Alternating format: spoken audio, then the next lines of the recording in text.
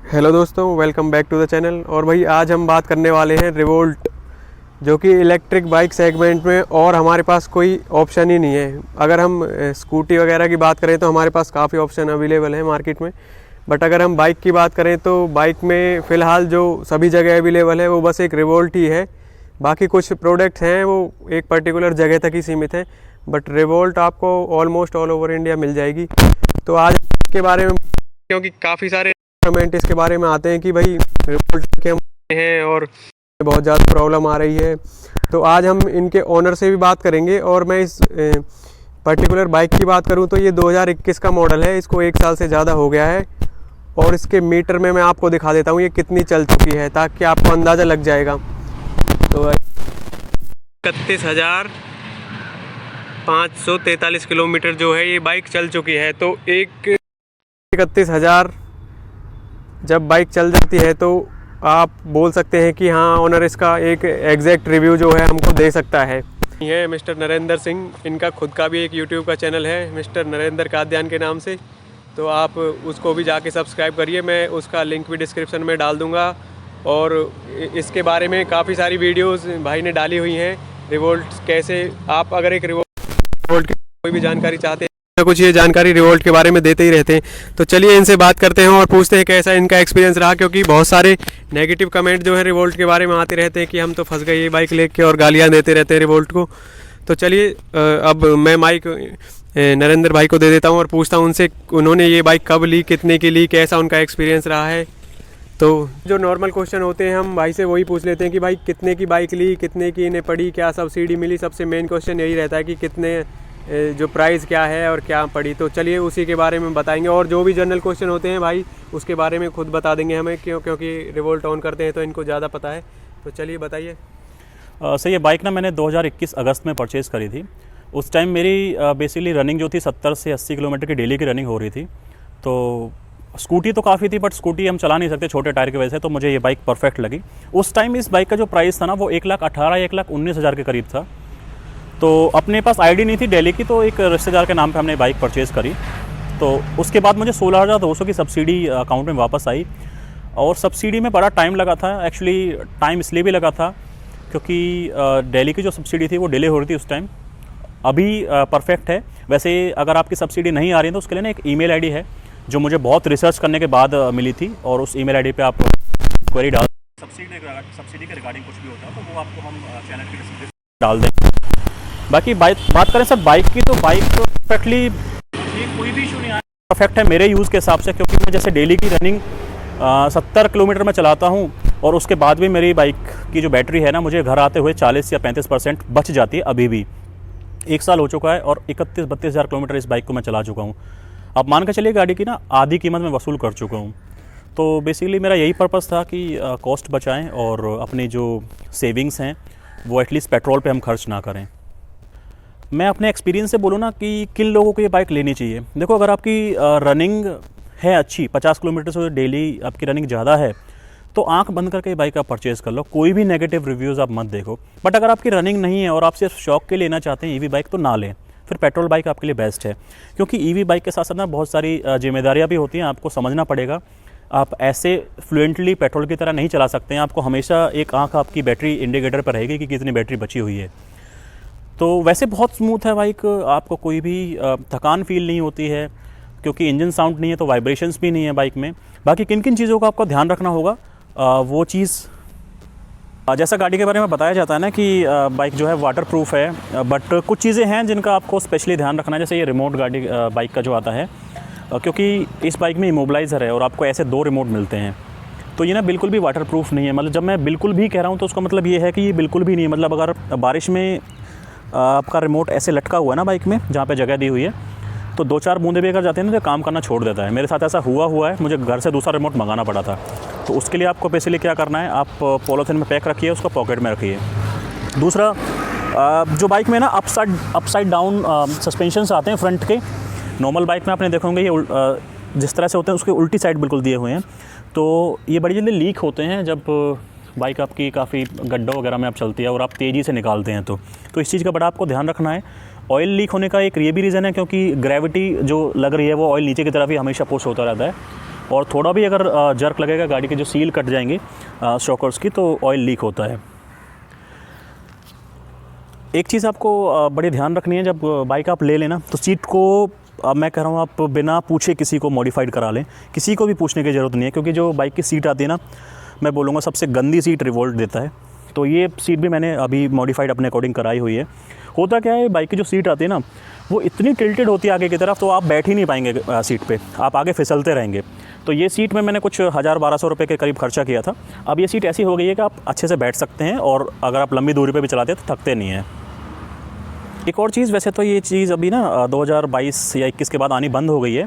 ये वाला जो चार्जिंग पोर्ट आता था, वैसे तो इसने कभी चार्ज किया ही नहीं है लाइफ में, बट ये ना एज ए हैंगर की तरह हम यूज़ कर लेते हैं चाबी लटकाने के लिए। तो वैसे ठीक है ये, बट ना जब बाइक आपकी रोड पे चलती है तो निकल के गिर सकता है, और अगर ये गिरता है ना तो पूरा रिमोट खो जाएगा। उसके बाद इमोबलाइज़र चेंज होता है, रिमोट सेपरेटली नहीं मिलता है। इमोबलाइज़र की कॉस्ट अपने आप में ही काफ़ी ज़्यादा है, तो ये चीज़ आप ध्यान रखें। बाइक आप एक बार स्टार्ट करें, और स्टार्ट करने के बाद चाबी को आप अपने पास पॉकेट में रखें, क्योंकि अगर आप इसको यहाँ पे लटका के रखेंगे तो खोने का पूरा डर रहेगा। जब भी गाड़ी की आप वॉशिंग करें तो सबसे पहले ध्यान रखें, जितने भी गाड़ी के स्विचेज़ हैं उन पे आप अच्छा एयर प्रेशर मारें। एयर प्रेशर अगर नहीं मार पा रहे हैं तो मैंने आपको पहले भी वॉशिंग वाली वीडियो में जैसे बताया था, खाली पेन लें और उसमें एयर ब्लो करें अपने मुंह से, और जो इसकी शार्प मतलब टिप वाली साइड होती है ना पेन की, वहाँ से इनमें एयर प्रेशर लगाएं, ताकि जो पानी होगा वो निकल जाएगा। अगर आप ये नहीं करते हैं तो कई बार ऐसा होता है, जैसे आपको ये फर्स्ट मोड से सेकंड मोड में स्विच करनी होती है ना, देखो अभी जैसे मैंने फर्स्ट मोड से सेकंड मोड में स्विच कर दी है, पर यहाँ पे आपको फर्स्ट मोड ही डिस्प्ले हो रहा है। अब ये क्यों हो रहा है? क्योंकि इसमें थोड़ा बहुत पानी गया है और हमने इसको आज ही वॉश किया था। तो इसका ये तरीका है, आप इसको अच्छी तरह 2-3 बार आगे पीछे ऐसे करेंगे तो पानी निकल जाएगा। अब मैं इसको सेकंड मोड में स्विच करता हूँ, तो देखो अभी सेकंड मोड स्विच हो रहा है। तो ये पानी के कारण ही होता है, इसमें ऐसा कोई मेजर इशू नहीं है। तो सारे जो आपके कंट्रोल स्विचेज़ हैं ना, उनमें आप अच्छे से प्रेशराइज्ड एयर अगर लगाएंगे तो इशू सॉल्व हो जाएगा। साथ साथ जब भी आप बाइक परचेज़ कर लें तो ध्यान रखें कि जो इसमें बेल्ट ड्राइव सिस्टम आता है ना, उसको क्लीन करना बहुत ज़रूरी होता है, क्योंकि चेन ड्राइव में क्या होता है, लुब्रिकेंट रखना होता है चेन को, बट इसमें आपको सफाई बहुत रखनी होती है कि अगर सफाई नहीं रखेंगे तो पुलीज़ जो हैं एल्यूमिनियम मेटल की हैं इसमें, और वो बहुत जल्दी कट जाती हैं, मतलब घिस जाती हैं, उसके बाद बेल्ट टूटने का डर रहता है। जब भी बाइक आप परचेज़ कर लेना तो मार्केट में काफ़ी सारे रियर मडगार्ड अवेलेबल हैं, आप अपनी नीड के अकॉर्डिंग लगा सकते हैं, बट लगाएं ज़रूर। होता क्या है कि जब यहाँ से कीचड़ उछलता है तो इस पे टकरा के और वापस वो बेल्ट पे ही जाता है, और पूरी बाइक भी गंदी होती है, साथ साथ आपके कपड़े भी गंदे होते हैं। तो ये चीज़ आप ज़रूर लगवाएं, काफ़ी सारे ऑप्शंस अवेलेबल हैं। बाकी पर्टिकुलर अगर आप इस मडगार्ड का जो आप लुक देख रहे हैं, ये मैंने खुद से डिज़ाइन किया था, और किस बाइक का है कैसे है वो आपको एक दूसरी वीडियो में मिल जाएगा, हमारे चैनल पर वो अवेलेबल है। बाइक आप जब भी परचेज़ कर लेना तो मेन स्टैंड जो सेंटर स्टैंड है वो आपको लगवाना ही लगवाना है, इसमें आप बिल्कुल भी कंजूसी ना करें, क्योंकि जैसे मैंने बताया कि बेल्ट साफ़ रखना बहुत ज़रूरी है। बेल्ट आप साफ़ कर ही नहीं पाएंगे अगर आपकी बाइक में सेंटर स्टैंड नहीं है, क्योंकि सेंटर स्टैंड होने के बाद ही टायर को आप घुमा सकते हैं और साफ़ कर सकते हैं। और जो बहुत ज़्यादा कॉस्टली भी नहीं, कुछ 700-800 या 900 रुपये का ये स्टैंड पड़ता है, तो जब भी वॉश करते हैं ये बहुत ज़रूरी होता है। ये चीज़ आप देख रहे हैं, ये चार्जिंग पोर्ट है बाइक का, यहाँ से बाइक को आप चार्ज करते हैं। इसमें ना एक रबर कैपिंग आती है जो कि एक पतले से धागे से थ्रेड से जुड़ी होती है, वो टूट जाता है और सभी का टूटता है। तो वॉश जब आप करेंगे तो उसमें पानी जाएगा, तो इसको ज़रूर साफ़ करें, क्योंकि इसमें एक बार अगर रस्टिंग आ गई ना तो बाइक आपकी चार्ज होना बंद कर देगी। बाकी जब आप बाइक लेंगे ना, सबसे ज़्यादा कन्फ्यूजन आपको आएगी और सबसे ज़्यादा मुश्किलें आपको आएंगी कि गाड़ी की जो बैटरी है वो कैसे निकालनी है, क्योंकि भारी भरकम बैटरी आती है। तो उसके लिए ना आपको चाबी यहाँ पे लगानी है और ये हल्का सा दबाना है और चाबी को घुमा देना है, तो ये ऊपर वाला आपका कैप ओपन हो जाएगा। फिर अपना जो पार्सल ट्रे एक तरह से आती है इसमें सामान रखने के लिए, वो हटानी है, और गाड़ी की जो बैटरी है वो आपको विजिबल हो जाएगी।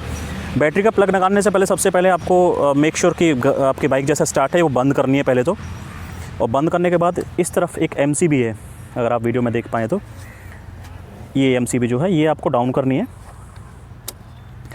फिर बैटरी का प्लग आपको निकालना है, एक कैप निकालना है प्लग का, और फिर प्लग निकालने के बाद इसको साइड रखना है। अब आपको ना फिर से चाबी की ज़रूरत होगी, बैटरी को आप ऐसे नहीं निकाल पाएंगे, तो ये चाबी आपको यहाँ पे लगानी है और घुमा देना है। अब घुमाने के बाद हल्का सा बैटरी को उठाएंगे और अब चाबी को निकाल लेंगे, क्योंकि चाबी नहीं निकालेंगे तो बैटरी निकल नहीं पाएगी। और फिर इस प्लग को साइड में रखते हुए बैटरी को आपको ऊपर खींच लेना है। तो बैटरी थोड़ी सी भारी है, थोड़ी सी नहीं काफ़ी भारी है, ये बाइक की कुछ बैटरी है। करीब इसमें 24 से 25 किलो का वेट है। तो केयरफुली आपको ये बैटरी निकालनी है। बहुत कॉस्टली है, 60 से 65 हज़ार रुपये की कॉस्ट पड़ती है इस बैटरी की। अगर ये गिर गई या फिर क्रैक हो गया तो वारंटी ख़त्म हो जाएगी। जब भी आप बैटरी निकालें अच्छे से साफ़ करने के बाद दोबारा प्लेस कर दें। कई बार आपके बाइक में ज़ीरो मोड शो होने लगता है बैटरी के टाइम पे। तो जो ये वाले होल्स हैं ना, ये इसमें रस्टिंग आ जाती है, डस्ट आ जाती है, उसकी वजह से आता है। तो जब भी बैटरी आप ओपन कर रहे हैं तो इनको ज़रूर साफ़ करें और कोशिश करें कि जो बैटरी को आप चार्ज करते हैं ना, वो बाइक के प्लग से ही करें, डायरेक्ट बैटरी निकाल के ना करें जब तक मजबूरी ना हो। ऑब्वियसली अगर आप 3rd फ्लोर 4th फ्लोर पर रहते हैं तो कई बार आपको बैटरी लेके जानी पड़ती है। बाकी लगाने के लिए वापस आपको सेम प्रोसेस करना है, बट बाइक का प्लग आपको निकालना है। थोड़ा सा मुश्किल रहता है भाई देखो, बट आप जब बाइक यूज़ करेंगे ना तो आपको समझ आ जाएगा।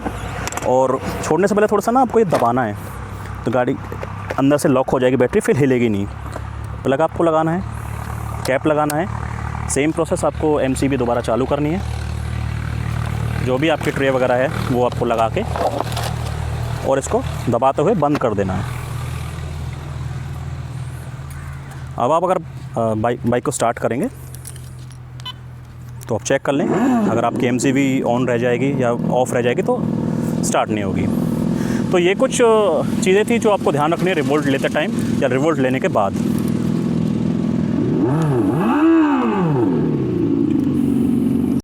जो एक्सपीरियंस रहा है बाइक के साथ इस टाइम पीरियड में, मैं बाइक से फुली सेटिस्फाइड हूँ। हाँ, कुछ चीज़ें ऐसी रही हैं जिनमें मुझे इश्यूज़ आए थे। जैसे बाइक में मडगार्ड मुझे कहीं नहीं मिला था, तो उस टाइम तो मुझे स्पेशली खुद रिसर्च करके अपना मतलब खुद से लगाना पड़ा था। वो वीडियो आप देख लीजिएगा। दूसरा ना, इस बाइक में बेल्ट ड्राइव सिस्टम आता है और बेल्ट ड्राइव सिस्टम ना बड़ा नया इंट्रोड्यूस हुआ था इंडियन मार्केट में, क्योंकि चेन ड्राइव की हमें सबको आदत है। तो बेल्ट ड्राइव सिस्टम के लिए ना आपको बहुत ही ज़्यादा मतलब कॉन्शियस रहना पड़ेगा कि कब आप इसको साफ़ करना है, कब इसको टाइट करना है, अलाइनमेंट कैसे कैसे होनी है। ये ऐसा नहीं है कि नॉर्मल आपने बस टाइट करा दिया, अलाइनमेंट होती है। दोनों पुलीज़ पे ना बेल्ट को एक जैसा चलना होता है, वरना बेल्ट टूटने के बहुत चांसेस रहते हैं। तो अपने एक्सपीरियंस से ना मैंने क्या किया है, देखो बेल्ट अलाइन करना मैं सीख गया हूँ। इसमें यहाँ पे ना दोनों साइड एक्सल में नट होते हैं, आप इनसे बेल्ट को अलाइन कर सकते हैं। और यहाँ पे ना इंडिकेटर्स के ये जो आपको दिख रहे हैं बार्स भी हैं, तो इनके जरिए ना आप कर सकते हैं अलाइन। वैसे इसका ना कोई हार्ड कोड ऐसा कोई रॉकेट साइंस नहीं है, आप खुद से फील करें और आपको पता चल जाएगा कि बेल्ट जो है कैसी चल रही है। मुझे 2 या 3 बार बेल्ट टूट चुकी है और बड़ी दिक्कतें हुई थी। तो बेल्ट अब तक तो क्या था कि वारंटी में चेंज हो जाती थी, बट अब रिवोल्ट ने क्या कर दिया ना, 30,000 किलोमीटर तक आपकी बेल्ट सिर्फ एक बार वारंटी में चेंज होगी और 2700 रुपये की कॉस्ट है बेल्ट की। बट बाहर लोकल मार्केट में ना एक शॉप है रोहन बेल्ट करके फरीदाबाद में, वहाँ पे अच्छी क्वालिटी की बेल्ट मिल जाती हैं। तो मैंने ना एक बेल्ट ऑलरेडी लेके रखी हुई है अपने पास, इसमें मैं हमेशा रखता हूँ। तो कभी भी अगर बेल्ट टूटे तो साथ साथ हम चेंज कर सकते हैं। मेरे साथ ऐसा एक बार हुआ है, चलते हुए बाइक की बेल्ट टूट गई थी। मोस्टली रेनी सीजन्स में बेल्ट टूटती है, तो मुझे कुछ नहीं करना पड़ा था। बस ये वाला जो आप देख रहे हैं ना स्ट्रिप या फिर ये स्पोक्स आप जो देख रहे हैं मडगार्ड का, बस ये मैंने यहाँ से ओपन किए थे और बेल्ट को मैंने नई वाली को मतलब लगाने के बाद अपनी जर्नी कंटिन्यू कर पाया था। तो बेसिकली बेल्ट आप हमेशा लेके रखें। कुछ 700-800 रुपये की बेल्ट आपको मिल जाएगी, स्पेयर में बेल्ट रहेगी तो आपको एक दिल की तसल्ली रहेगी। बाकी मैं आपको ये भरोसा दिला सकता हूँ, बाइक बहुत अच्छी है। मैंने 30,000 किलोमीटर चलाई है, 32,000 के करीब चलाई है और अब तक इसकी बैटरी में मुझे 0% ड्रॉपेज मिला है। जैसी परफॉर्मेंस इसकी नई बाइक की थी ऐसी अभी भी है। तो नेगेटिव रिव्यूज़ मत देखिए, अपनी ज़रूरत देखिए और आपके ज़रूरतों के हिसाब से बाइक को चलाएंगे तो बाइक आपको कभी भी डिसअपॉइंट नहीं करेगी। बाकी सर्विस सेंटर इस बाइक के हर सिटी में ऑलमोस्ट अब अवेलेबल हो ही गए हैं, तो टेंशन मत लीजिए और बाइक आप अच्छे से यूज़ करिए। तो भाइयों ये एक बिल्कुल जेन्युइन ओनरशिप रिव्यू था। आपने देखा होगा बीच में मैंने ज़्यादा इंटरप्ट भी नहीं किया है भाई को, इसलिए ताकि लोगों को ये लगे कि भाई अपने हिसाब से ये पूछ रहा है या अपने हिसाब से वीडियो को घुमाने की कोशिश कर रहा है। तो मैंने कोशिश करी है कि ज़्यादा से ज़्यादा जो है मैं भाई का ही ओनरशिप रिव्यू इसमें लूँ। तो इन्होंने जो जेन्युइन एक कस्टमर का जो रिव्यू है वो दिया है और 1 साल से मैं भी देख रहा हूँ, ये बाइक मैंने भी थोड़ी बहुत चलाई है, तो कोई भी इसमें प्रॉब्लम है नहीं। दरअसल प्रॉब्लम जो है ना वो हम लोगों के माइंड में होती है, क्योंकि हम लोग इसको कंपेयर करते हैं पेट्रोल बाइक से, और पेट्रोल बाइक ये है नहीं, ये इलेक्ट्रिक है, तो हमें इलेक्ट्रिक के हिसाब से ही चलानी पड़ेगी। कुछ चीज़ें इफ़ एंड बट होते हैं जो हमको ध्यान रखने होते हैं।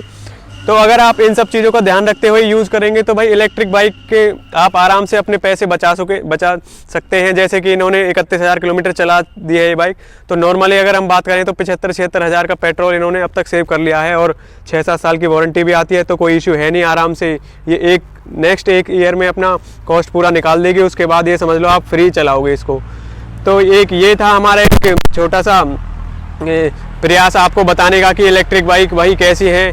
तो आप लोग भी अगर रूटीन अपना इस हिसाब से रख सकते हैं, अपनी चीज़ों को मैनेज रख सकते हैं और कंट्रोल में रख सकते हैं, तो ईवी बाइक आपके लिए बेस्ट रहेगी। तो अगर आप चैनल पर नए हैं तो चैनल को सब्सक्राइब जरूर कीजिए, और भाई के चैनल का भी मैं लिंक डिस्क्रिप्शन में डाल दूंगा, और आप उसको भी सब्सक्राइब जरूर कीजिए, क्योंकि हम लोग अभी इनिशियल फेज़ में हैं, तो आप लोगों के सपोर्ट की हमें बहुत ज़रूरत है। और कोई भी आपके कमेंट हो बेझिझक आप कमेंट बॉक्स में सभी रिप्लाई करेंगे।